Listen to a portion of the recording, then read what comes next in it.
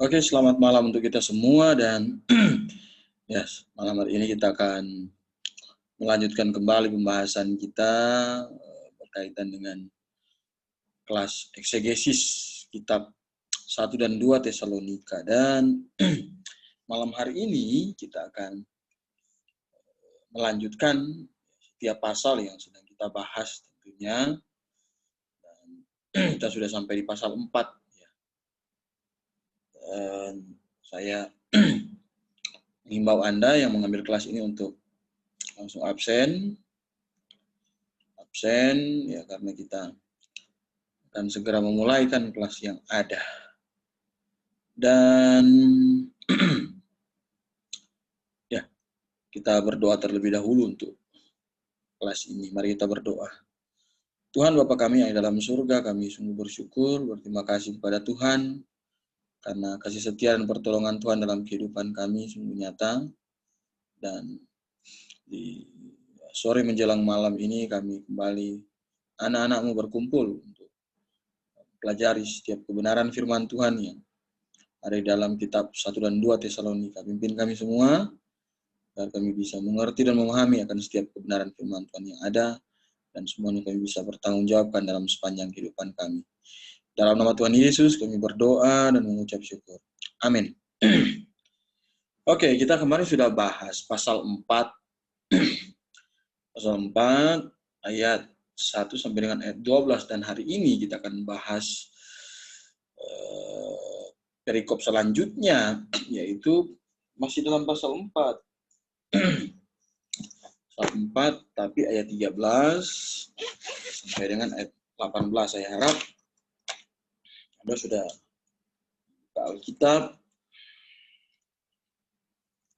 Dan kita akan bahas pasal 4. Ayat 13 sampai dengan ayat 18. Ini bicara tentang kedatangan Tuhan. Sebenarnya lebih kepada rapture ya, kedatangan Tuhan ya. Ya, saya harap dari pembahasan ini Anda akan bisa membedakan tentang lebih bisa memahami tentang kedatangan Tuhan itu seperti apa. Parousia itu ada 2 tahap. Kedatangan Tuhan atau parousia itu ada 2 tahap, yaitu tahap pertama menjemput dia. Menjemput orang-orang percaya, dan tahap kedua yaitu datang bersama dengan orang-orang percaya. Kita akan bahas semuanya itu, atau dalam istilah teologi disebut sebagai parousia coming forth, yaitu bicara kepada rapture, jadi datang untuk menjemput orang-orang percaya. Jadi parousia coming forth. Kemudian ada yang kedua di akhir masa tribulasi, yaitu disebut sebagai parousia coming with, datang bersama orang-orang kudus itu setelah masa tribulasi. Kita akan bahas ya, kita langsung bahas mulai ayat 13 sampai dengan ayat yang ke-18. Kita mulai ayat 13 di situ. Selanjutnya kami tidak mau saudara-saudara bahwa kamu tidak mengetahui tentang mereka yang meninggal, supaya kamu jangan berduka cita seperti orang-orang lain yang tidak mempunyai pengharapan. Dari ayat 13 ini kita bisa melihat satu problem ya, sedikit problem yang terjadi kepada jemaat Tesalonika, tapi sebenarnya ini adalah satu problem yang cukup wajar, normal, karena memang mereka belum banyak dengar tentang kebenaran firman Tuhan, apalagi Paulus mengajar di sana hanya 3 minggu. Yaitu ada orang-orang Tesalonika yang mungkin bertanya-tanya atau merasa sedih karena ditinggal oleh saudara-saudara mereka. Dan akhirnya di sini Paulus ingin menjawab, dan tentu berita ini dibawa oleh Timotius. Dan di sini Paulus mau menjawab apa yang menjadi keraguan itu. Katakan selanjutnya kami tidak mau saudara-saudara bahwa kamu tidak mengetahui tentang apa sebenarnya ya, tentang kebenaran itu, kebenaran firman Tuhan. Ini adalah frasa yang umum dalam tulisan-tulisan Paulus sebenarnya. Paulus banyak sekali pakai frasa-frasa seperti ini. Misalnya dalam Roma 1 ayat 13. Kita lihat Roma pasal 1. Ayat 13. Saudara-saudara, aku mau supaya kamu mengetahui bahwa aku telah sering berniat untuk datang kepadamu, tetapi hingga kini aku selalu terhalang, dan seterusnya. Ini struktur kalimat yang sering dipakai oleh Rasul Paulus. Misalnya pasal Roma 11 ayat 25. Sebab saudara-saudara, supaya kamu jangan menganggap dirimu pandai, aku mau agar kamu mengetahui. Tapi dalam kalimat yang sedikit berbeda, tapi pesannya hampir sama. Kemudian dalam ayat ini dikatakan bahwa kamu tidak mengetahui tentang mereka yang meninggal. Ya, kata meninggal sini dari kata koi mau. Nah, ini mengacu kepada mati di dalam Kristus. Meninggal atau mati di dalam Kristus yang nantinya akan dijelaskan dalam pasal 4 ayatnya yang ke-16 kalau kita baca. Pasal 64 ayatnya yang ke-16, sebab pada waktu tanah diberi, yaitu pada waktu penghulu malaikat berseru dan sangkakala Allah berbunyi, maka Tuhan sendiri akan turun dari sorga, dan mereka yang mati dalam Kristus. Jadi, meninggal dalam konteks orang yang mati dalam Kristus. Jadi secara literal ini artinya tertidur. Sebab melalui kematian dan kebangkitannya, Kristus telah mengangkat sengat maut, jelas ya. Itu yang dimaksud dengan mati dalam Kristus. Nah, yang dimaksudkan di sini bukan konsep jiwa yang tertidur, bukan gitu loh. Tetapi yang diberikan Paulus adalah tubuh orang percaya yang mati sementara. Tubuh jasmaninya yang mati, tetapi kalau mereka percaya kepada Tuhan Yesus ini, kematian itu hanyalah sementara. Karena nanti Tuhan Yesus akan datang, bangkitkan orang-orang mati yang percaya dalam Tuhan. Nanti akan kita dibahas di dalam kitab 1 Tesalonika ini. Jadi Yesus menggunakan eufemisme perjanjian lama untuk kematian, yaitu tidur. Kita bisa lihat dalam beberapa ayat ya, 2 Samuel 7 ayat 12 misalnya.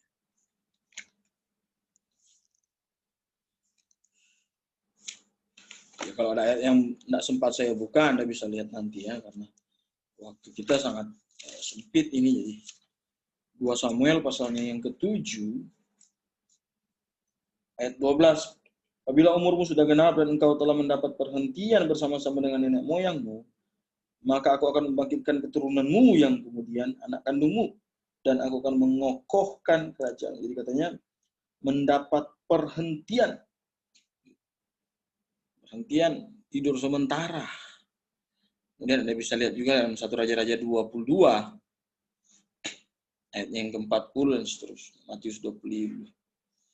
Jadi istilah dalam bahasa Inggris ya, cemetery berasal dari kata Yunani yaitu koimao ini. Jadi ya Paulus menggunakan istilah tidur ini karena dalam ruang lingkup teologi bahwa suatu saat akan dibangkitkan.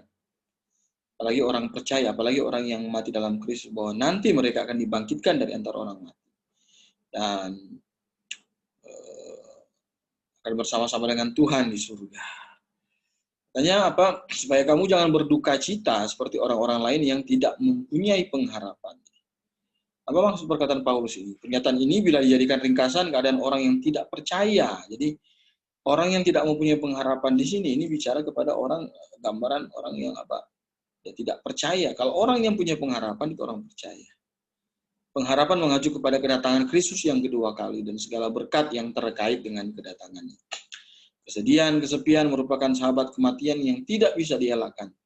Tetapi kesedihan yang pahit dan keputusasaan yang tanpa harapan hendaknya tidak memainkan peranan dalam perasaan orang percaya, sebab dia sudah mengetahui sebelumnya akhir dari segala sesuatu. Artinya, karena orang percaya itu memiliki kepastian akan masuk surga. Jadi itu yang mau ditekankan oleh Paulus di sini, bahwa kalau orang yang mati dalam Kristus, itu orang yang punya pengharapan sebenarnya. Oleh sebab itu, disebut sebagai mereka tidur, koimao, mati sementara.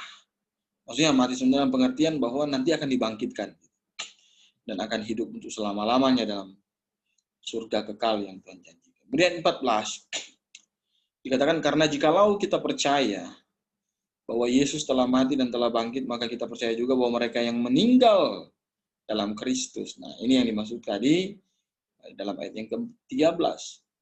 Akan dikumpulkan Allah bersama-sama dengan dia. Jikalau, ini merupakan first class conditional yang dianggap benar dari sudut pandang apa? Jika kita percaya. Jadi, kondisi yang dianggap benar dari sudut pandang penulis untuk tujuan sastranya, dan itu sering dipakai dalam kalimat-kalimat bahasa Yunani, bahasa Inggris juga. Jika apa? Kita percaya. Present aktif indikatif ini untuk manusia yang mendapatkan iman, yang menempatkan iman mereka kepada Kristus, percaya kepada Injil yang Kristus tawarkan, Injil yang Kristus berikan. Ini adalah kata kerja Yunani itu pisteuo. Dipercaya pada apa? Yaitu percaya bahwa Yesus telah mati dan bangkit. Ini adalah auris aktif indikatif yang mencerminkan fakta sejarah, artinya yang sudah terjadi. Jadi kebenaran Injil adalah dasar pengharapan orang percaya. Penebusan perwakilan, penggantian itu dalam konsep penebusan itu penting, dan kebangkitan tubuh fisik dan kekal itu akan terjadi, dan ini bukan merupakan janji-janji semata, tetapi ini adalah janji yang nantinya sungguh-sungguh akan digenapi. Dalam Yesaya pasal 53 itu nubuatan tentang Yesus Kristus dan semua digenapi. Artinya yang telah mati dan bangkit bersama-sama dengan siapa? Bersama-sama dengan Dia. Akhirnya Paulus menjawab pertanyaan utama dari apa yang diutarakan atau diragukan oleh orang jemaat Tesalonika, bahwa orang-orang percaya yang sudah mati tidak akan dilalaikan dalam parousia atau tidak akan sia-siakan dalam parousia. Parousia ini artinya kedatangan dua kali. Saya bilang tadi bahwa parousia itu 2 tahap. Pertama, datang untuk, oleh sebab itu parousia coming for. Datang untuk menjemput orang percaya, dan yang kedua adalah datang untuk bersama, coming with, bersama dengan orang-orang percaya. Apa yang kita baca dalam 1 Tesalonika pasal 4 ini bicara kepada parousia coming for, datang menjemput, diangkat, bertemu dengan Allah. Allah memastikan bahwa mereka akan bersama dengan Kristus ketika Dia datang kembali, dan penuh dengan apa? Penuh dengan kemenangan. Kalau kita ingat kembali dalam 1 Tesalonika pasalnya yang ke-13, 3 ayat 13. 1 Tesalonika 3 ayat 13, kiranya Dia yang menguatkan hatimu supaya tak bercacat dan kudus di hadapan Allah dan Bapa kita pada waktu kedatangan Yesus Tuhan kita dengan semua orang kudusnya. Walaupun ini dengan semua orang kudus ya, memang bicara kepada parousia coming with dalam pasal 3. Tapi ya sebenarnya parousia coming for dan coming with ini 2 hal yang tidak bisa dipisahkan. Ketika coming for terjadi, berarti sebentar lagi coming with akan terjadi. Jadi ini adalah sebuah frasa yang katanya sulit gitu loh. Karena kata kerja ago memiliki bidang semantik yang begitu luas, karena bisa diartikan dengan membawa, memimpin diri, memimpin keluar, pergi, ya, sama. Tapi memang lebih apa yang diterjemahkan oleh LI sangat baik ya, bersama-sama. Apakah itu menyerahkan bahwa orang mati bersama dengan Yesus di surga, atau bahwa orang mati akan dibangkitkan pada waktu kedatangan Yesus? Jelas ya. Wah, nanti kita melihat pada ayat yang selanjutnya di situ. Kemudian ayatnya yang ke-15. Ini kami katakan kepadamu dengan firman Tuhan. Kita yang hidup, yang masih tinggal sampai kedatangan Tuhan, katanya apa? Sekali-kali tidak akan mendahului mereka yang telah meninggal. Ini prinsip yang sangat jelas bahwa tidak ada satu orang yang bisa mendahului yang lain.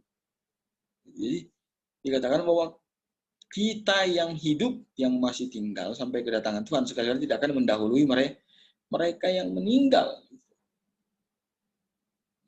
Coba kita perhatikan frase ini, kami katakan kepadamu dengan firman Tuhan. Artinya apa? Paulus tidak memberikan pendapat pribadinya, karena ini bicara kepada ilham. Ya. Ini poin yang sudah berulang-ulang kita bahas di kelas ini tentang doktrin ilham. Tetapi dia bicara kepada pengajaran Tuhan Yesus. Kalau kita ingat kembali dalam pasalnya yang ke-4 ayatnya yang kedua, di situ firman Tuhan berkata, kamu tahu juga petunjuk-petunjuk mana yang kami berikan, yang telah kami berikan kepadamu atas nama Tuhan Yesus. Paulus bilang di pasal 4 ayatnya yang kedua, itu katanya apa? Atas nama Tuhan Yesus. Jadi ini bukan perkataan Paulus semata, tapi ini adalah firman yang diilhamkan. Katakan bahwa kita yang hidup. Maksudnya Paulus seringkali menekankan dekatnya kedatangan Kristus. Artinya ini sebenarnya ayat yang sangat jelas bicara tentang doktrin iminensi ya. Jadi tanpa menyatakan bahwa Kristus memang akan datang ketika dirinya masih hidup, dia tampaknya menyambut gembira kemungkinan tersebut. Dan di dalam Alkitab, nah kita sebut sebagai doktrin apa? Iminensi. Nah, ini Anda mesti ingat doktrin iminensi ini. Nah, doktrin iminensi itu apa? Jadi doktrin iminensi ini begini, bahwa waktu yang misteri tentang peristiwa rapture itu artinya iminen. Nah, doktrin iminen adalah percaya bahwa kapan saja Tuhan bisa datang menjemput orang percaya. Jadi, ketika Paulus bicara di masanya, dia yakin dan berharap bahwa Tuhan datang di masanya. Dan kalau Tuhan belum datang di masanya, kemudian kita hidup di masa ini, nah, kita juga memiliki pengharapan yang sama bahwa Tuhan Yesus bisa saja datang di masa kita hidup. Nah, itu yang disebut sebagai doktrin iminensi, bahwa kapan saja Tuhan bisa datang. Nah, di masa Rasul hidup, para Rasul berharap Tuhan bisa datang masa mereka. Itu. Sebab itu Paulus bicara kepada kita yang hidup. Kita yang hidup dikaitkan dengan kedatangan Kristus yang kedua kali. Nah, itu yang disebut sebagai iminensi, bahwa percaya bahwa Kristus bisa saja datang di masa Paulus atau bisa datang di masa kapan saja. Gitu. Sama halnya kita yang hidup sekarang dengan iman yang benar juga berharap bahwa Tuhan bisa saja datang pada saat ini. Tuhan bisa saja datang pada saat ini. Oleh sebab itu bukan kebetulan jika firman Tuhan memakai bahasa yang iminen. Nah, akhirnya artinya apa? Dalam Alkitab ketika dia bicara tentang kedatangan Tuhan, Alkitab akan memakai bahasa-bahasa yang sifatnya iminen. Kenapa? Ya, karena yaitu kita percaya Tuhan kapan saja bisa datang. Iminen ketika bicara tentang kedatangan. Misalnya Filipi 4 ayatnya yang kelima. Coba kita buka Filipi 4.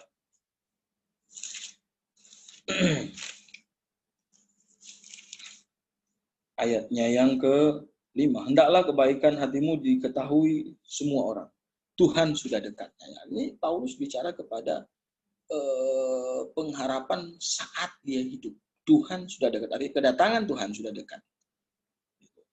Kemudian Yakobus 5 ayat 7 sampai dengan ayat 9. Di situ ada satu frase berkata bahwa sabar hingga sampai kedatangan Tuhan. Dan frase dalam ayat ini juga dikatakan bahwa hakim telah berdiri di ambang pintu. Artinya mereka sangat berharap bahwa Tuhan bisa saja datang di masa mereka. Karena hakim telah berdiri di ambang pintu, ini bicara kepada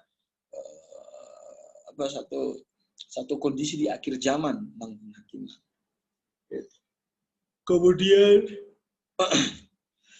dalam 1 Korintus 16 ayat yang ke-22, ini Maranatha, Tuhan segeralah datang.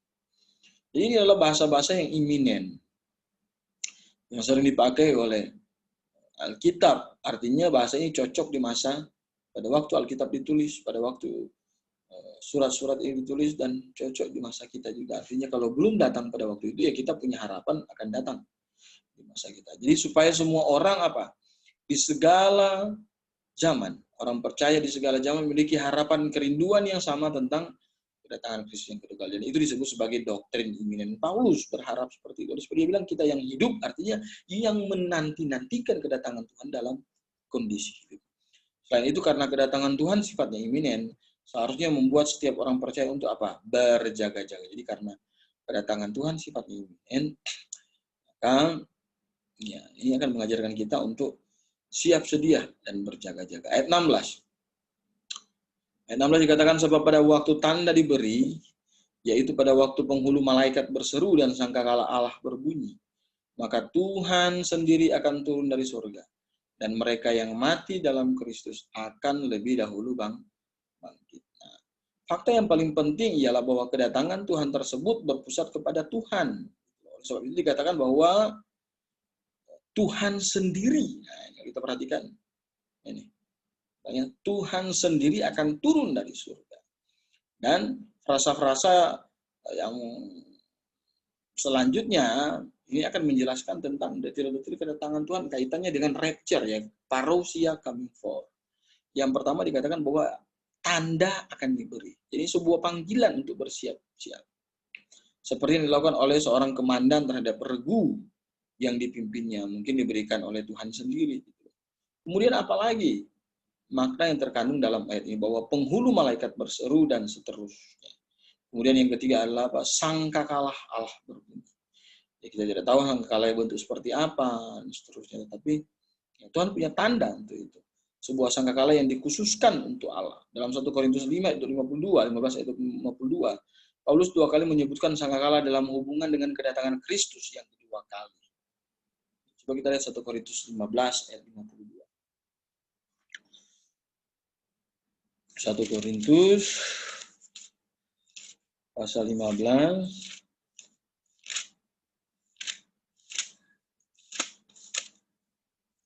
ayatnya yang ke-22. Karena sama seperti semua orang mati dalam persekutuan dengan Adam, demikian pula semua orang akan dihidupkan kembali dalam persekutuan dengan Kristus. Omah, bukan itu. Misalnya, coba Yesaya ya.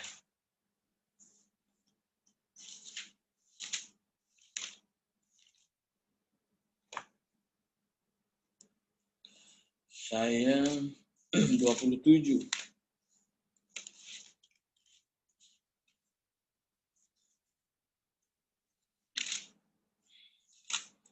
Ayat 13. Pada waktu itu sangkakala besar akan ditiup dan akan datang mereka yang hilang tanah Asyur serta mereka yang terbuang tanah Mesir untuk sujud menyembah kepada Tuhan yang gunung yang kudus Yerusalem. Ini bicara kepada kerajaan 1000 tahun nanti.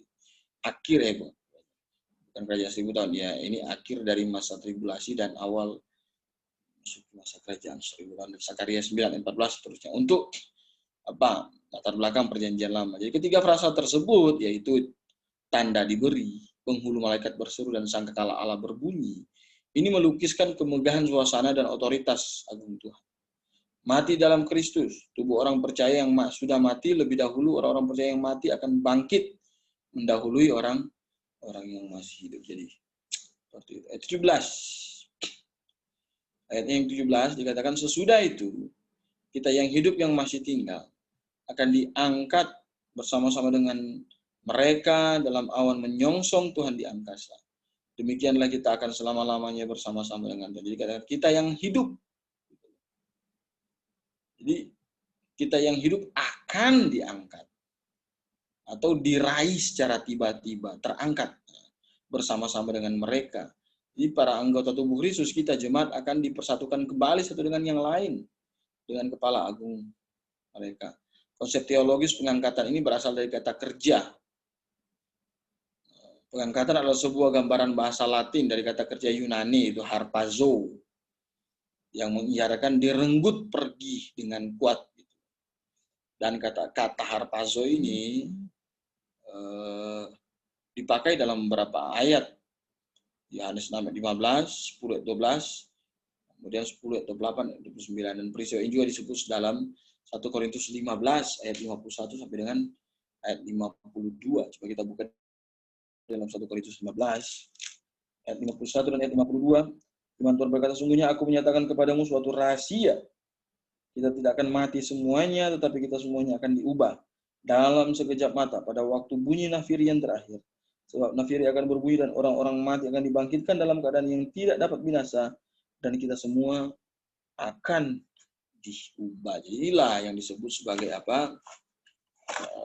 Rapture. Pengangkatan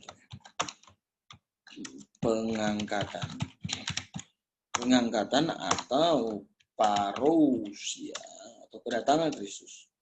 Parousia. Coming for. Kenapa? Karena dia datang untuk apa? Menjemput orang percaya. Datang untuk menjemput orang percaya. Jadi beda dengan parousia coming with. Kemudian siapa yang diangkat ya? Orang-orang yang sudah diselamatkan. Oleh sebab itu dikatakan kita yang mati dan bangkit dalam Kristus, yaitu bicara kepada orang-orang yang sudah diselamatkan. Itu akan diangkat. Dan inilah akhir dari masa gereja. Jadi masa gereja akan berakhir di masa pengangkatan. Dan apakah masih ada gereja setelah pengangkatan? Ya, gereja yang tidak alkitabiah tidak akan diangkat. Artinya orang di dalamnya tidak diselamatkan. Ayat 18. Karena itu hiburkanlah seorang akan yang lain dengan perkataan-perkataan ini. Jadi artinya apa? Perkataan ini adalah penghiburan bagi beberapa jemaat yang tidak mengerti tentang kedatangan Tuhan Yesus. Dan tentu kita harus juga menghiburkan seorang dengan yang lain dengan perkataan-perkataan ini, bahwa kalau ada saudara seiman kita yang sudah meninggal, lebih dulu meninggalkan kita, ingat bahwa inilah perpisahan sementara dengan mereka, dan kita akan berjumpa kembali ketika peristiwa pengangkatan itu. Saya punya slide khusus mengenai pengangkatan ya. Coba kita lihat dulu. Mungkin saya share screen lagi. Saya coba bagikan dulu ini, bahwa mengapa jemaat orang Kristen itu harus mengerti pengajaran tentang pengangkatan. Yang pertama begini, karena seperti semua jemaat adalah sebuah misteri ilahi, maka rapture, pengangkatan juga adalah sebuah misteri ilahi. Kita mesti ingat bahwa jemaat adalah program khusus dan misteri dari Tuhan, dan rapture adalah bagian dari program jemaat. Jadi rapture itu sama sekali tidak bicara kepada bangsa Israel, kepada orang Yahudi. Jadi rapture ini adalah program yang ada kaitannya dengan jemaat. Oleh sebab ini, ya, orang Yahudi tidak mengerti tentang rapture. Sama seperti bangsa Israel dalam PL, Tuhan tidak ajarkan tentang eklesia. Maka rapture yang merupakan bagian dari program jemaat juga tidak berlaku bagi orang Yahudi. Kemudian dilihat dari manfaat. Manfaat pertama dari rapture adalah menyelamatkan orang percaya dari murka Allah. Kok murka Allah? Kan belum neraka, tetapi tribulasi juga adalah murka Allah. Oleh sebab itu ketika Tuhan mengangkat orang percaya, itu dia akan memisahkan orang kudus dengan orang yang berdosa yang tidak percaya kepada Tuhan. Yang kedua, manfaat kedua dari rapture adalah membawa orang percaya kepada bema Kristus. Kita akan menghadap bema Kristus, menerima upah di sana, sambil ada penghakiman di dunia. Manfaat ketiga adalah untuk menggenapi rencana Allah berkaitan dengan apa? Acara perkawinan anak domba Allah. Dan yang keempat, manfaat dari rapture adalah sebagai persiapan untuk menggenapi rencana Allah bagi orang percaya yang akan memerintah bersama dengan Kristus pada kerajaan milenium. Jadi Tuhan akan mempersiapkan orang percaya untuk memerintah bersama dengan kerajaan milenium. Oleh sebab itu, kalau rapture adalah parousia coming for, maka kan, kerajaan 1000 tahun akan didahului dengan parousia coming with. Jadi Tuhan datang bersama-sama dengan orang percaya. Orang percaya akan memerintah bersama-sama dengan Kristus dalam kerajaan tersebut. Kemudian kalau kita perhatikan bahwa dilihat dari waktunya. Nah, kalau kita bicara waktu dalam Alkitab itu ada dua macam waktu. Ada waktu yang disebut sebagai kronos. Yang kedua ada waktu yang disebut sebagai kairos. Apa waktu kronos itu? Waktu yang umum atau bisa mengacu kepada tanda sebuah peristiwa kecil sebagai tanda yang mengantarkan kepada peristiwa yang besar atau peristiwa-peristiwa utama. Jadi itu kronos, ya, seperti kronologi. Kronologinya seperti apa? Kita akan merentetkan ada waktu-waktu tertentu, tanda-tanda tertentu untuk akhirnya bisa menjelaskan peristiwa utama yang ingin diangkat. Itu namanya kronos. Ada yang disebut sebagai kairos. Itu adalah waktunya Tuhan. Sifatnya bisa misteri atau rahasia. Oleh sebab itu, peristiwa rapture adalah peristiwa yang bisa melibatkan dua pemakaian waktu tersebut, baik kronos maupun kairos. Artinya begini, jika dilihat dari kairosnya, Jika dilihat dari kairosnya, tidak ada satupun orang yang tahu kapan peristiwa itu terjadi. Kita tidak pernah tahu. Bisa jadi besok, bisa jadi setelah kelas ini, dan seterusnya. Tetapi dilihat dari kronosnya, ya kan, Tuhan memberikan apa? Petunjuknya. Bukan waktu itu, tapi Tuhan memberikan petunjuk atau tanda-tanda sebagai pengingat atau penanda bahwa peristiwa itu akan apa? Akan terjadi. Jadi pemahaman mengenai dua macam keterangan waktu ini akan mengantarkan kita kepada doktrin iminensi. Itu yang sudah kita bahas tadi. Jadi iminensi itu apa? Yaitu bisa percaya kapan saja Tuhan datang. Sudah bahas tadi mengenai Tuhan sudah dekat, bahwa Maranatha adalah istilah-istilah yang sifatnya iminen.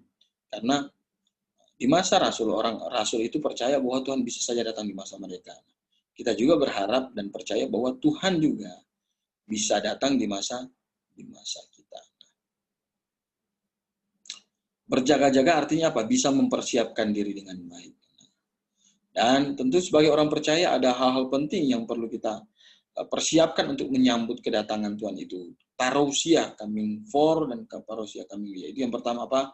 Hidup dan pelayanan kita. Itu yang perlu kita persiapkan untuk menyambut kedatangan Tuhan. Kemudian apalagi kehidupan sesudah keselamatan, artinya tentang pembangunan karakter yang lurus. Coba kita lihat dulu ayat deh sebelum kita lanjut.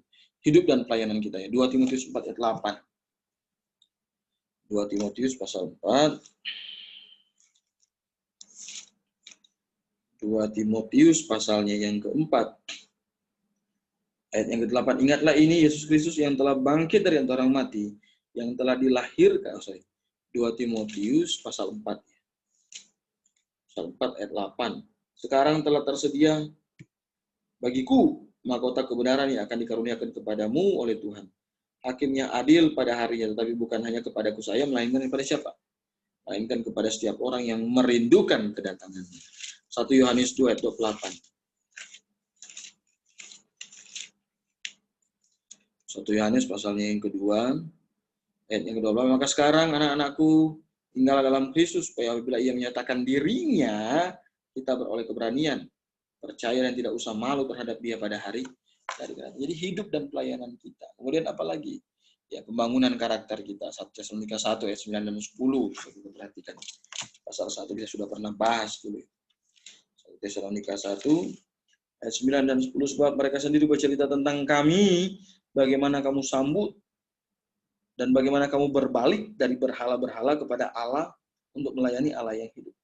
Dan untuk apa katanya? Menantikan kedatangan anaknya. Jadi bicara kepada pembangunan karakter. Kemudian apalagi? Pentingnya memelihara kemurnian iman orang percaya. 1 Petrus 1 ayat 7. 1 Petrus 1 ayatnya yang ke-7.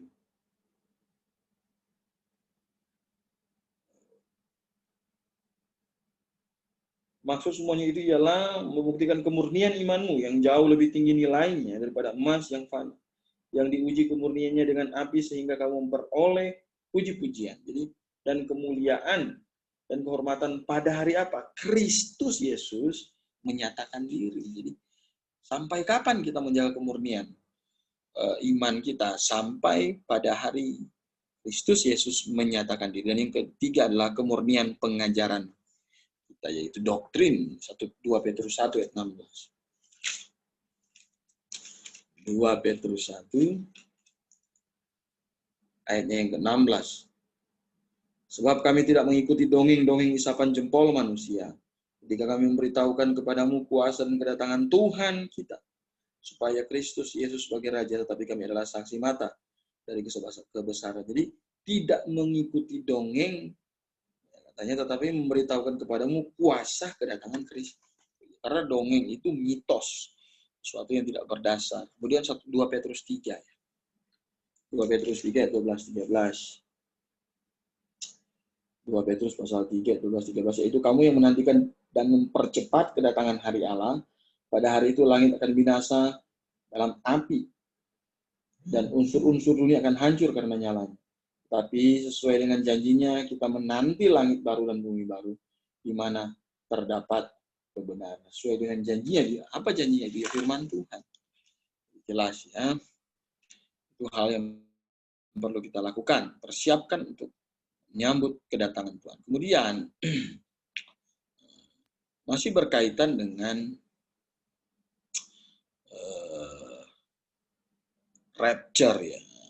Anda mesti perhatikan seperti ini, bahwa ini parousia coming for atau kedatangan Kristus ya, yang itu dijelaskan dalam 1 Tesalonika 4 ayat 13 sampai dengan ayat yang ke-18, itu adalah boleh dikatakan puncak perjalanan iman Kristenan, karena kita akan bertemu muka dengan muka bersama dengan Tuhan Yesus. Dan ini adalah pengharapan yang kita nantikan. Artinya setiap orang Kristen percaya bahwa satu saat nanti kita akan bertemu muka dengan Kristus. Dan kapan itu terjadi? Yaitu pada saat kedatangan Kristus yang kedua kali. Tapi ternyata ada juga orang-orang Kristen yang tidak percaya akan kedatangan Kristus yang kedua kali secara literal. Misalnya siapa? Nah, misalnya dalam teori-teori ini, teori yang kaitannya dengan tidak percaya akan kedatangan. Ada yang disebut sebagai the liberal approach atau modernized eschatology. Teori ini mengajarkan bahwa kedatangan Kristus adalah tidak secara literal, katanya. Atau mereka menolak kehadiran yang literal, tetapi kedatangan Kristus dapat diartikan sebagai perubahan tatanan dunia, ekonomi, sosial, dan lain-lain akibat pengaruh Kristenan. Tentu ini teori sangat liberal. Mereka tidak percaya Kristus hadir nyata dan datang benar-benar, tapi mereka melihat itu sebagai satu gambaran rohani bahwa hidup akan menjadi baik karena pengaruh Kristen. Ya, sebenarnya apa yang terjadi sekarang justru kebalikan. Kristen kacau, kemudian hidup semakin tidak baik. Kemudian ada yang disebut sebagai demodernized eschatology. Pandangan ini diajarkan oleh Albert Schweitzer. Pandangan ini mengajarkan bahwa khotbah Tuhan Yesus dalam Matius 24 ayat 34 katanya, sesungguhnya angkatan yang ini tidak akan berlalu sebelum semuanya terjadi. Menurut Albert Schweitzer, ini adalah perhitungan yang salah oleh Tuhan Yesus. Dia mempersalahkan Tuhan Yesus. Karena terbukti bahwa angkatan Tuhan Yesus dan Rasul sudah berlalu, akan tetapi akhir zaman belum terjadi. Oleh sebab itu, Albert menyimpulkan bahwa kedatangan dan pendirian kerajaan yang dimaksud harus dipahami secara etika saja, jadi bukan supernatural, yaitu sesuatu yang sudah dialami dan bukan yang diharapkan lagi. Ini juga adalah pandangan yang salah, pandangan yang sesat. Kemudian ada yang disebut sebagai realist eschatology. Teori ini diajarkan oleh C. Hadot. Dalam teori ini, Hot ya, mengajarkan bahwa hal kedatangan Yesus telah terjadi dalam hidup manusia. Artinya kerajaan Kristus adalah suatu waktu yang kita ciptakan sendiri dari hubungan kita dengan Tuhan. Timeless eternity, inner communion with God. Jadi ya, kedatangan Kristus itu ketika dia hadir dalam hidup kita. Jadi artinya dia tidak percaya kedatangan ini terlalu. Dan inilah pandangan yang salah juga. Kemudian ada yang disebut sebagai eksistensialis eskatologi. Pandangan ini dikemukakan oleh Rudolf Bultmann. Teori ini mengajarkan bahwa perjanjian baru tidak boleh dimengerti, katanya apa? Tidak boleh dimengerti secara objektif, dia bilang, dan harafiah, akan tetapi harus dilihat secara mitologis. Aneh juga orang. Rudolf, kerajaan Allah yang kedatangan Kristus hanyalah pada poin kuasa pengampunan dosa. Jadi ini hanya bicara kepada kuasa pengampunan dosa manusia yang dialami ketika seorang percaya. It's the presence of eternity in time. Jadi kapan kedatangan Kristus itu? Ya ketika dia percaya. Ini juga banyak sekali bertentangan. Prinsip ini bertentangan dengan banyak ayat firman Tuhan.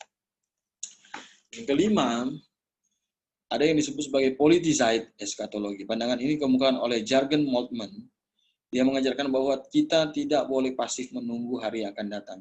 Karena hari yang akan datang itu tergantung pada diri kita sendiri. Jadi kita yang menciptakan kedatangan Kristus sendiri. Dan hari yang akan datang itu kan hadir dalam hidup kita dengan usaha kita sendiri. Ini juga sesuatu yang salah. Padahal tadi Tuhan sudah bilang bahwa kedatangan Kristus, sekali lagi, memang misteri secara kairos, tetapi Tuhan punya tanda-tanda untuk kedatangan itu. Dan Tuhan sendiri akan menyatakan tentang kedatangan Kristus itu sendiri. Sudah kita bahas tadi dalam 1 Tesalonika pasalnya yang keempat ayat 13 sampai 18. Nah, jika kita bicara tentang kedatangan Kristus dalam teologi sistematika, poin ini masuk dalam eskatologi, jelas ya. Nah, dalam eskatologi Kristen ada 3 kelompok yang menyikapi parousia. Apa saja? Yang pertama adalah percaya parousia itu terjadi 2 tahap katanya. Yang pertama yaitu pada saat pengangkatan yang juga disebut sebagai parousia coming forth atau disebut dengan pretrib. Jadi kedatangan Kristus terjadi 2 tahap atau parousia terjadi 2 tahap. Tahap yang pertama disebut sebagai parousia coming forth atau disebut dalam pretrib atau pengangkatan sebelum tribulasi.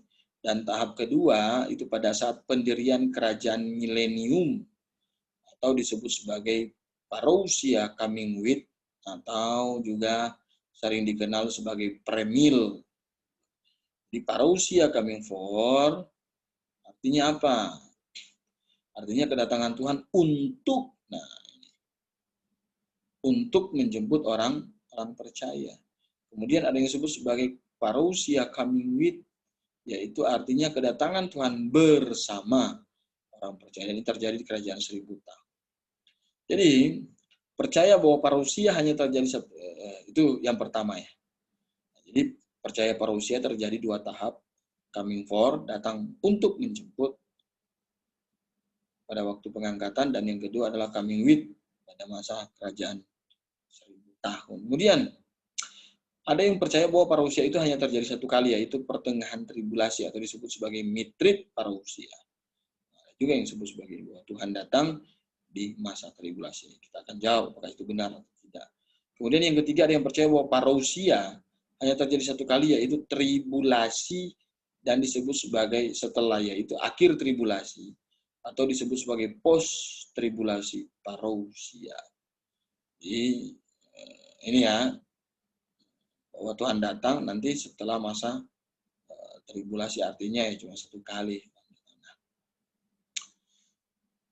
Kita mesti pahami bahwa dalam eskatologi Kristenan itu didasari pada firman Tuhan yang terdapat dalam Daniel pasalnya yang ke-9, ayatnya yang ke-24 sampai dengan ayatnya yang ke-27.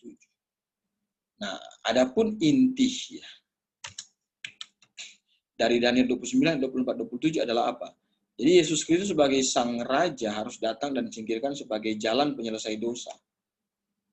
Itu yang dijelaskan dalam Daniel 9 ayat 27 bahwa raja itu akan disingkirkan untuk apa? Ya, kita tahu bahwa dia akan menyelesaikan dosa. Itu adalah 69 kali 7. Kemudian jadi 69 kali 7 itu sampai di masa di mana Tuhan Yesus datang sebagai raja dan akan disingkirkan. Kemudian Yesus sebagai raja harus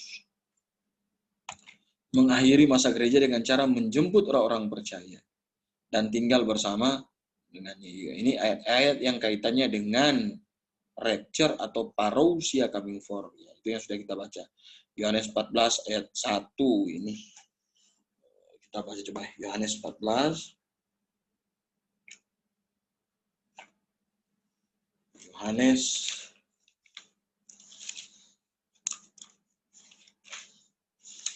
14 ayat sampai 3. Janganlah gelisah hatimu, percayalah kepada Allah, percaya juga kepadaku. Di rumah Bapakku banyak tempat tinggal, jika tidak demikian, tentu aku mengatakannya kepadamu, sebab aku pergi ke situ dan menyediakan apa katanya? Tempat bagimu. Dan apabila aku telah pergi ke situ dan telah menyediakan tempat bagimu, aku akan datang kembali membawa kamu ke tempatku, supaya di tempat di mana aku berada, kamu akan berada. Tuhan akan menjemput kita ke surga. Kemudian Yesus sebagai sang raja datang akan mencurahkan murkanya atas bangsa-bangsa yang telah menolak pemerintahan dan menggunakan masa tribulasi untuk membawa bangsa Israel kepada pertobatan. Anda bisa baca dalam Daniel 9 ayat yang ke-27, kemudian Wahyu 4 sampai dengan Wahyu pasal 19. Ini merupakan bagian awal dari masa tribulasi. Kemudian Yesus sebagai sang raja akan kembali ke bumi dan menghancurkan antikristus, seluruh sistem dan pasukannya. menghakimi bangsa-bangsa dan mendirikan kerajaan milenium. Anda bisa baca dalam Daniel 12 ayat 1-3. Dan kebangkitan orang percaya perjanjian lama, ya kan?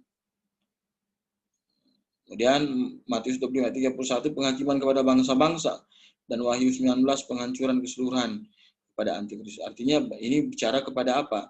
Bagian akhir dari tribulasi. Dan akan masuk kepada parousia coming with atau pendirian kerajaan 1000 tahun. Jadi dalam Alkitab kita bisa membagi dua ya. Kita melihat kepada dua bagian tentang parousia. Ada yang disebut sebagai parousia coming for, yaitu Yohanes 14-3, kemudian 1 Tesalonika 4 ayat 13-18, 1 Korintus 15 ayat yang ke-53. Nah, ada ayat-ayat yang bicara kepada parousia coming with. Kisah Rasul 1 ayat yang ke-11, ketika malaikat Tuhan berkata, ketika apa yang kamu lihat ketika dia terangkat ke surga, maka Tuhan juga akan datang dengan cara yang sama. Kemudian Zakaria 14 ayat 14 bahwa Tuhan akan menginjakkan kaki di Bukit Zaitun. Itulah kedatangan dia yang kedua kali. Coba kita lihat Zakaria pasal 14 ayat yang keempat. Zakaria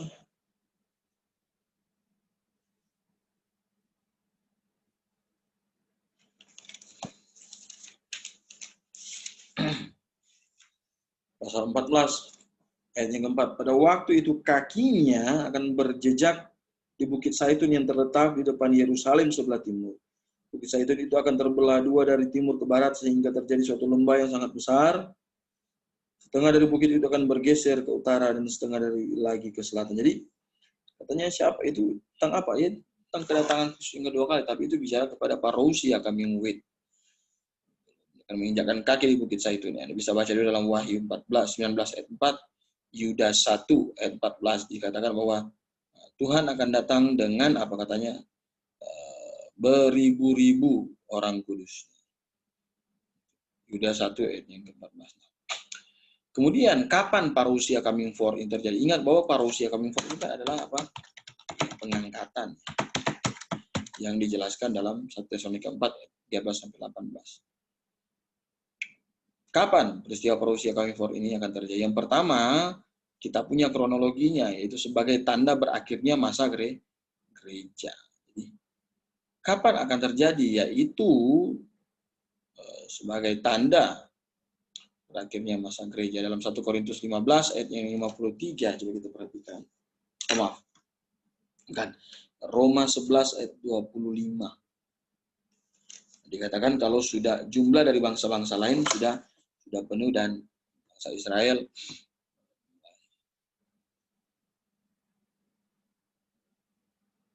kemudian jadi sebagai tanda berakhirnya masa gereja. Kita tahu masa gereja akan diangkat, itu yang diangkat pada masa pengangkatannya itu jemaat gitu. Sebab itu ya ketika masa gereja berakhir berarti kita sedang diangkat. Kalau ada yang lain diangkat kemudian ada yang tertinggal berarti dia belum diselamatkan dengan solusi. Kemudian sebelum masa tribulasi itu jelas ya, kita mesti memahami teks dalam 1 Tesalonika pasal 4 ayat 13-17 dengan 1 Tesalonika 5 ayat 1 sampai dengan ayat 11. Nanti kita mau lewat di sini. Kemudian, karena begini, karena perikop ini dalam bahasa Yunani akan dimulai dengan dua kata, yaitu peri dan de. Artinya apa? Pemakaian kata konstruksi ini adalah sebagai penanda permulaan suatu topik tetapi masih berhubungan, yaitu antara rapture dengan hari Tuhan. Kalau kita baca dalam 1 Tesalonika 4 ayat 13 sampai 18, kemudian kalau kita perhatikan dalam 1 Tesalonika 5, 1 Tesalonika pasalnya yang kelima, di situ dimulai dengan tetapi tentang zaman dan masa. Nah, zaman dan masa itu bicara kepada apa? Hari Tuhan itu. Masa tribulasi yang nantinya digambarkan seperti perempuan bersalin lah.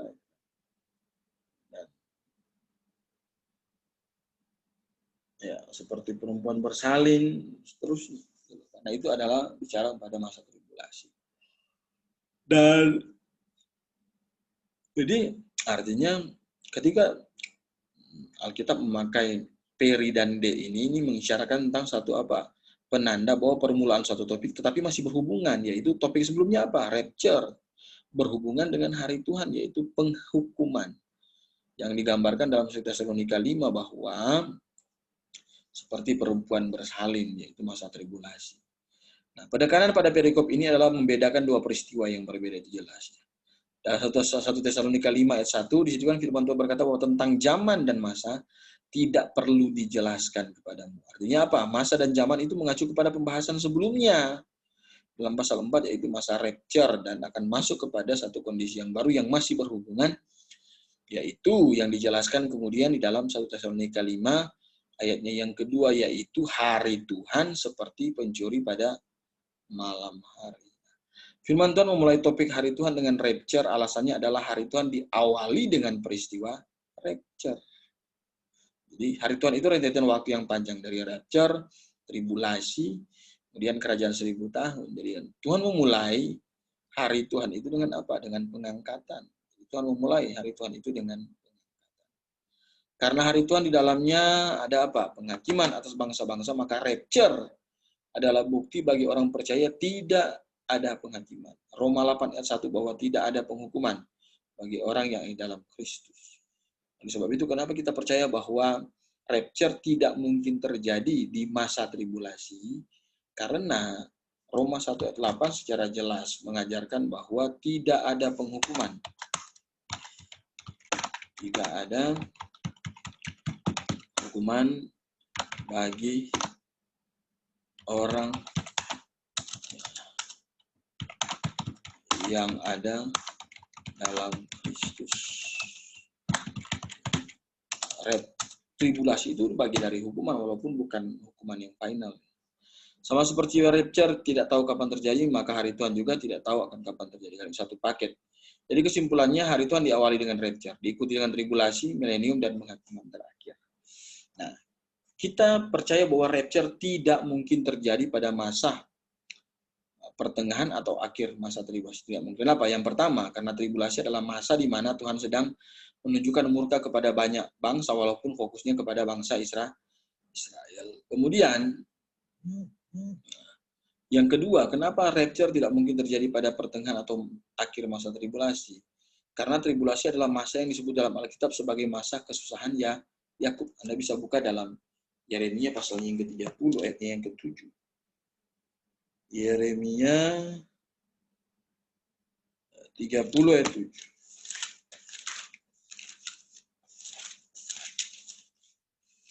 Yeremia pasal 30 ayatnya yang ke-7. Hai, alangkah hebatnya hari itu tidak ada taranya.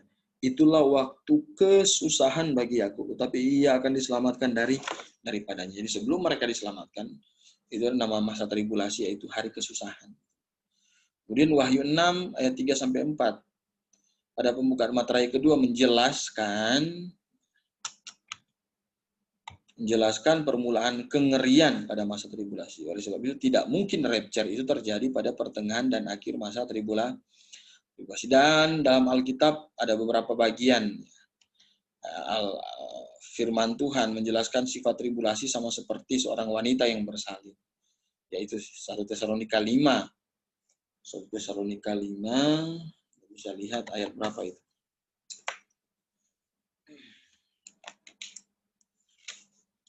Satu Tesalonika 5 ayat 3. Maka tiba-tiba mereka ditimpa oleh kebinasaan sama seperti perempuan yang hamil ditimpa oleh sakit bersalin. Dan bisa juga dalam Yesaya 13. Yesaya pasal 13 ayat 6-8. Menataplah, sebab hari Tuhan sudah dekat, datangnya sebagai pemusnahan dari Yang Maha Kuasa. Sebab itu semua tangan akan menjadi lemah lesu, setiap hati manusia akan menjadi tawar dan mereka akan terkejut. Sakit mulas dan sakit beranak akan menyerang mereka. Mereka akan menggeliat kesakitan seperti perempuan yang melahirkan. Kenapa Tuhan memakai masa tribulasi itu sebagai sama seperti perempuan yang melahirkan? Yang pertama adalah bicara kepada prediksi waktu ya. Ini sekaligus kita akan bahas juga sebenarnya 1 Tesalonika 5 ayat 1 sampai dengan ayatnya yang ke itu aja ya, langsung aja ya. Ini sudah sekaligus bahasan 1 Tesalonika 5 ayat 1 sampai dengan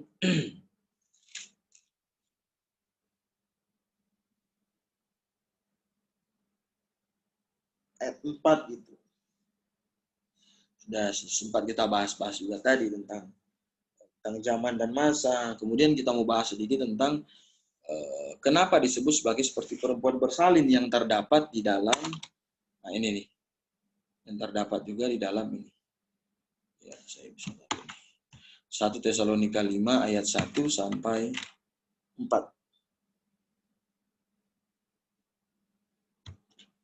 Yang pertama, bicara kepada prediksi dengan waktu yang pasti tidak mungkin bagi seorang wanita yang melahirkan. Artinya gini, prediksi bisa mengacu kepada waktu kira-kira, tetapi tidak signifikan.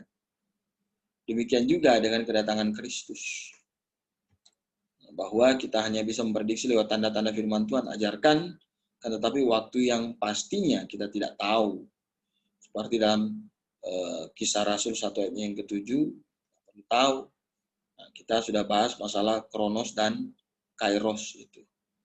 Artinya begini, perempuan melahirkan, ya oke, biasanya dokter ambil waktu 9 bulan, tetapi 9 bulan itu bisa saja meleset dan bisa saja sebelum 9 bulan. Oleh sebab itu, ya hanya bisa berprediksi seperti itu. Yang kedua, hal ini tidak bisa dihindari. Misalnya gini, baik kelahiran atau persalinan adalah hal yang tidak bisa dihindari. Nggak bisa. Wanita hamil pasti akan melahirkan dengan cara apapun. Dan suka atau tidak suka, pasti akan melahirkan. Demikian dengan masa tribulasi bagi orang yang tidak percaya adalah hal yang tidak bisa dihindari. Oleh sebab itu, kenapa tribulasi itu disebut sebagai seperti perempuan yang bersalin. Kemudian yang ketiga, bicara kepada sifat yang progresif berkaitan dengan kesakitan. Nah, dalam proses persalinan, progresivitas rasa sakit itu terjadi mulai dari rasa pegal biasa sampai dengan sakit pada saat proses persalinan. Ya, mungkin Anda yang nanti akan kalau hamil bisa merasakan itu, bahwa sakitnya akan berprogresif. Jadi proses ini sama dengan progresivitas tribulasi, yaitu kesengsaraan yang semakin dahsyat menimpa sampai di akhir tribulasi. Jadi sakit bersalin itu pelan-pelan dari bulan pertama sampai dengan puncak pada hari kelahiran. Namanya progresivitas. Nah, tribulasi sebenarnya seperti itu. Tribulasi sama seperti itu, bahwa sifat tribulasi itu progresif. Jadi mulai dari hukuman-hukuman yang mungkin tidak terlalu besar dan akan terus meningkat sampai kepada kehancuran yang dahsyat. Artinya apa? Dari beberapa poin di atas bisa disimpulkan bahwa kondisi tribulasi adalah kondisi yang menggambarkan penghukuman. Seperti yang kita baca dalam Yesaya pasal 13 ayat yang 9 tadi. Orang percaya tidak mungkin menjalani penghukuman sesuai dengan Roma 8 ayat 1. Tidak ada penghukuman bagi setiap orang yang dalam Kristus. Demikian beberapa ayat lain mengajarkan prinsip bahwa orang percaya tidak akan mengalami penghukuman. Misalnya 2 Petrus 2 ayat 6-9, Lot sebagai contoh Tuhan. Lot sebagai contoh bagaimana Tuhan menyelamatkan kisah Lot, ya, orang-orang saleh dari penghukuman. Kemudian apalagi jemaat lokal sebagai contoh. Wahyu 3 ayat yang ke-10 coba kita bicara. Lihat. Wahyu pasalnya yang ketiga, ayatnya yang ke-10. Wahyu pasalnya yang ketiga, ayatnya yang 10. Karena engkau menuruti firman-Ku untuk tekun menantikan Aku, maka Aku pun akan melindungi engkau dari hari cobaan yang akan datang atas seluruh dunia untuk mencobai mereka yang diam di bumi. Hari cobaan itu apa? Itu bukan cobaan biasa, ini bicara kepada tribulasi. Bicara kepada tribulasi. Kemudian 1 Tesalonika 1 ayat 3 dan ayat 10 bahwa orang percaya akan diselamatkan dari murka Allah. Jadi itu jelas bahwa kenapa tribulasi tidak mungkin terjadi.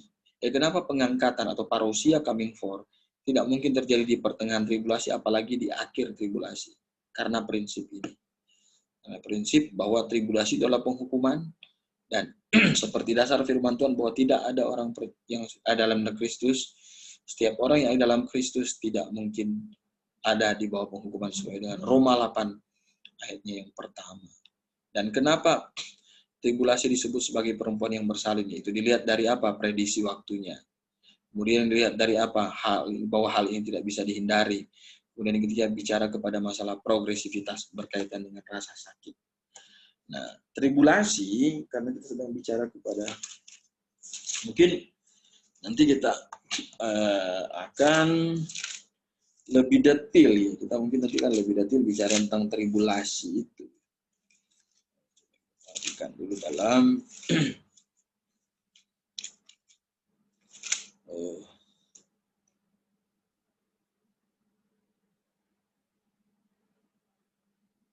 jadi kita bicara aja lanjut masalah tribulasi. Kita akan bicara lanjut masalah tribulasi. Jadi tribulasi itu apa? Karena kita sedang bahas tentang 1 Tesalonika 5. 1 Tesalonika 5 ayat 1 sampai dengan ayatnya yang ketiga. Jadi ini sudah pembahasan langsung dengan 1 Tesalonika 5 ayat 1 sampai dengan ayat yang 4 gitu loh. Jadi tribulasi adalah peristiwa persiapan dan pengantar kepada parusia coming with. Kalau parusia coming for membuka yang namanya waktu Tuhan, hari Tuhan, tribulasi adalah peristiwa persiapan atau pengantar kepada parusia coming with. Pengangkatan orang percaya adalah peristiwa pemerintahan, persiapan pemerintahan Kristus di dunia ini. Dalam hal ini orang-orang percaya diangkat adalah aparat-aparat ya yang dalam pemerintahan Kristus dalam kerajaan milenium. Tribulasi adalah masa persiapan untuk merombak bumi sebelum kerajaan 1000 tahun. Periode ini adalah periode minggu ke-70 dalam 7 kali 7 masa itu dalam kitab Daniel 9 ayat 20 sampai dengan 24 sampai dengan 27. Kita bisa lihat juga dalam Matius 24 ayat 15. Matius pasal 24 ayatnya yang ke-15.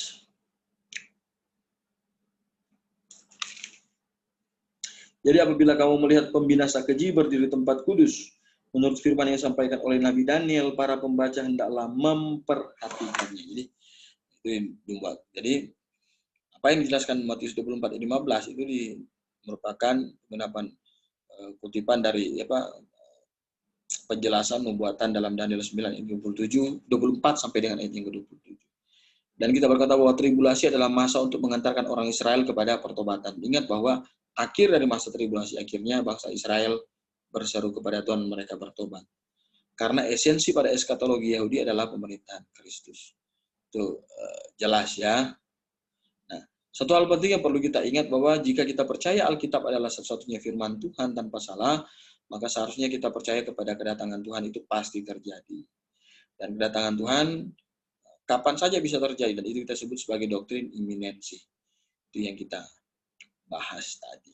Dan iminensi berarti bisa terjadi kapan saja. Rasul berharap bahwa Tuhan datang di masa dia, kita juga bisa berharap bahwa Tuhan datang di masa kita, ataupun bisa datang di masa-masa yang lain. 3 ayat tersebut ya, mengandung kata menanti ya, dari bahasa Yunani apechomai, yang berarti menanti dengan penuh harap. Anda bisa lihat dalam misalnya 1 Korintus 1 ayat 7. Ini ayat-ayat yang bisa kita buka. 1 Korintus 1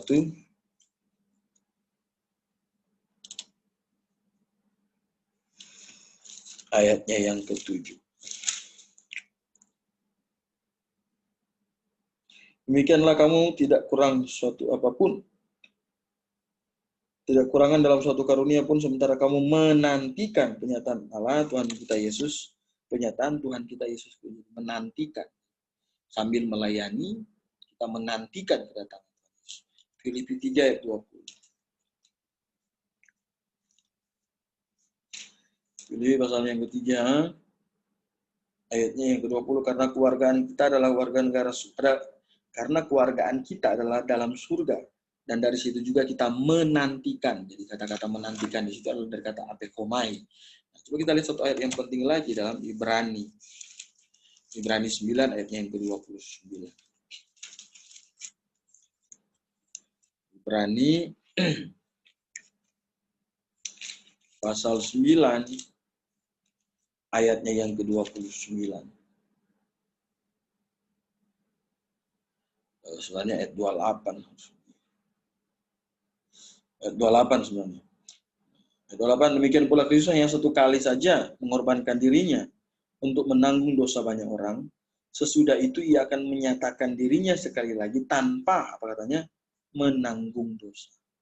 Kenapa? Karena kedatangan Kristus dua kali bukan lagi menanggung dosa, tetapi menjadi hakim atas kehidupan manusia. Ayat 28 ini. Tiga ayat tersebut sekali lagi, tiga ayat tersebut mengandung kata menanti dari bahasa Yunani apechomai, yaitu menanti dengan penuh harap.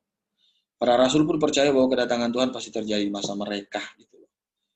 Itu misalnya Tesalonika 4 ayat 13 yang kita baca tadi, mereka memakai kata kita, artinya mereka berharap. Kemudian Maranatha.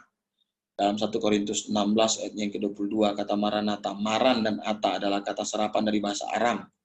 Maran artinya Tuhan kita, dan Ata artinya sedang datang.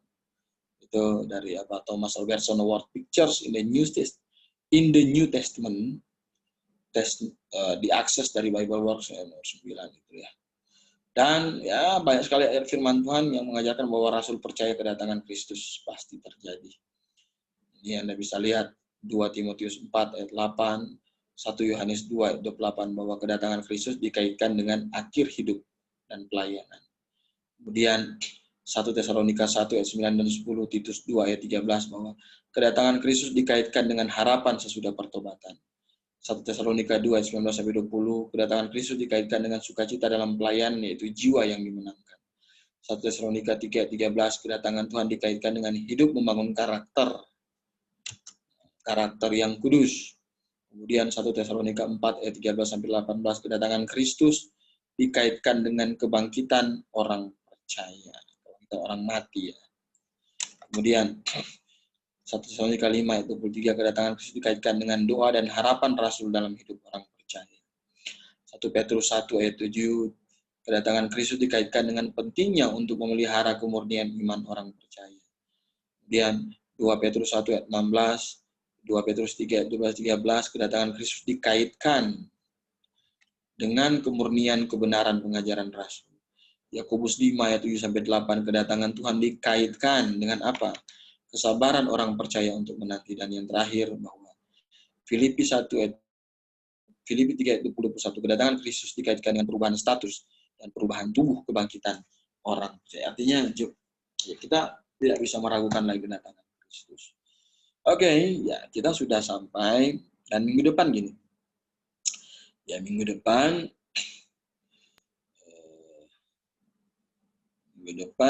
coba. Ya minggu depan kita tidak akan